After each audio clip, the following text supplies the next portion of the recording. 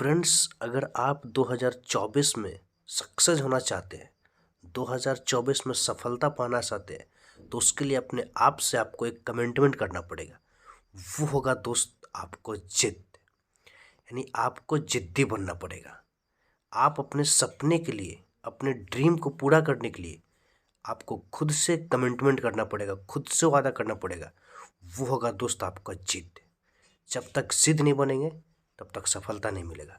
जैसे मैं बता दूं दोस्त, शाहरुख खान के अंदर में एक चीज़ था, इनके अंदर में एक चीज़ था, जुनून था और वो जिद था, पागलपन था, और इन्होंने जिद्दी था।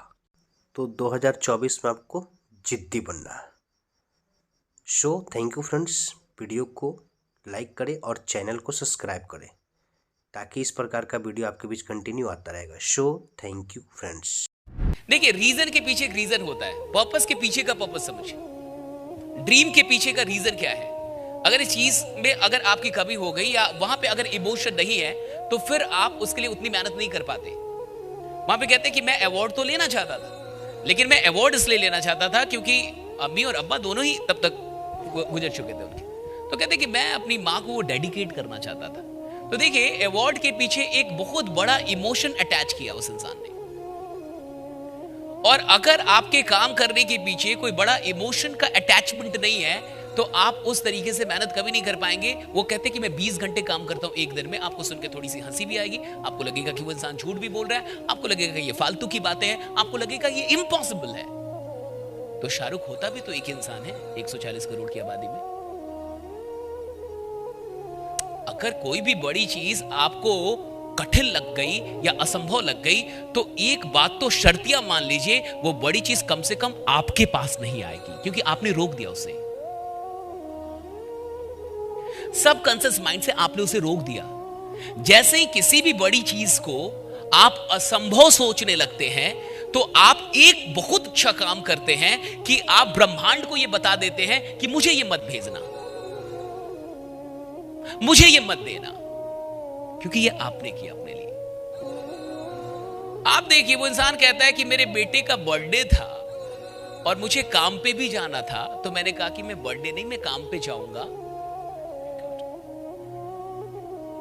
जिसके पास इतनी सारी चीजें हैं कि उसकी कई पुश्तें कुछ ना भी करे तो शायद फर्क ना पड़े, और वो कहता है कि मैं बेटे के जन्मदिन में ना रह के कहां पे गया, काम पे।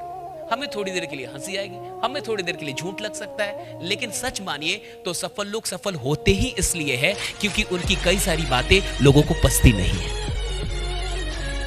पचती नहीं है। राइट, हमें पचती नहीं है। राइट, कि ऐसा भी हो सकता है क्या?